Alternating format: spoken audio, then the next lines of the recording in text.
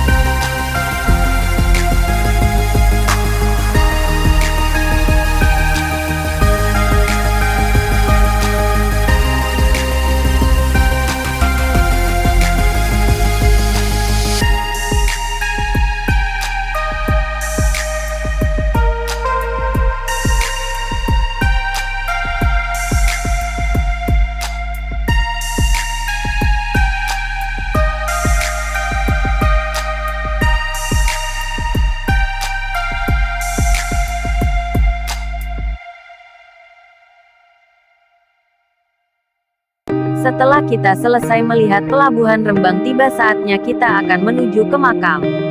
Di dalam perjalanan dari Rembang ke makam kurang lebih memakan waktu selama 30–45 menit. Di sana melewati beberapa kecamatan yang ada di Kabupaten Rembang.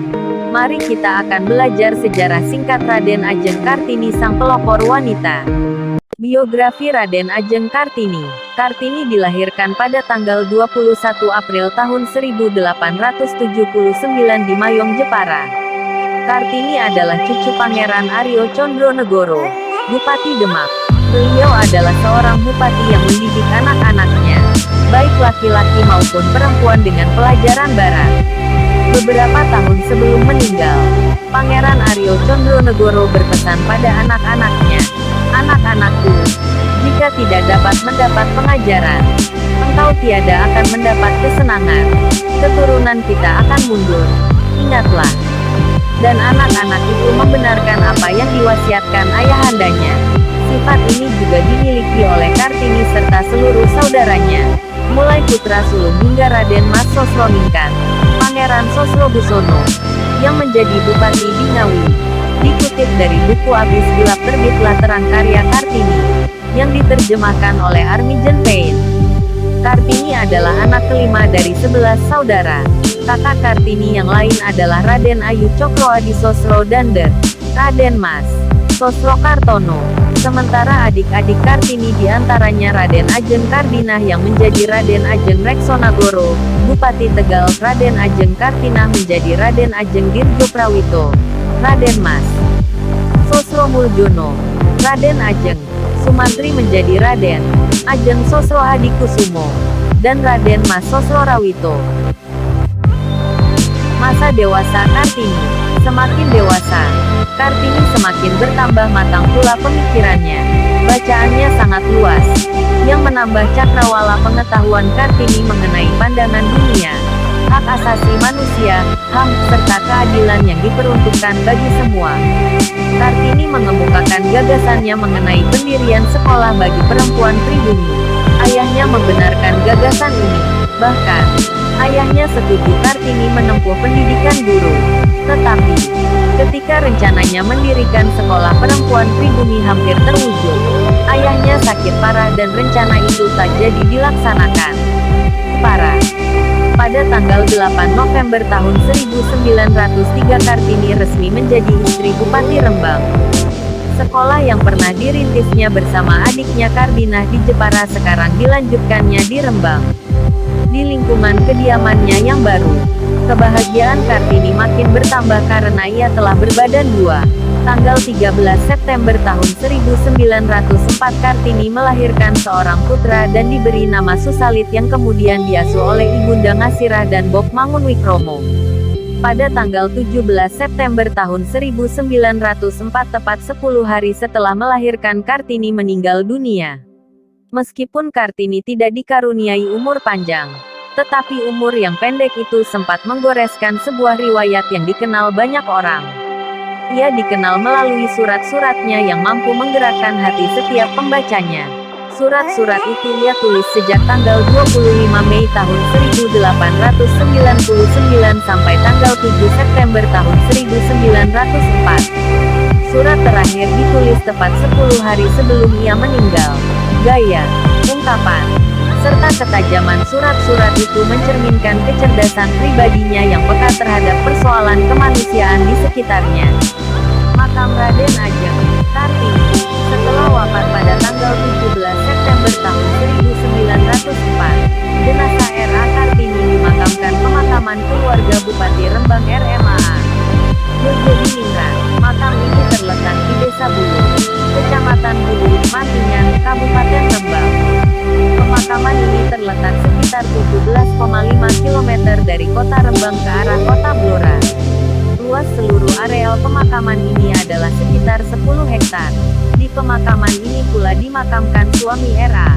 Kartini RMAA Jogodiningrat dan putra beliau satu-satunya R.R. Susalit.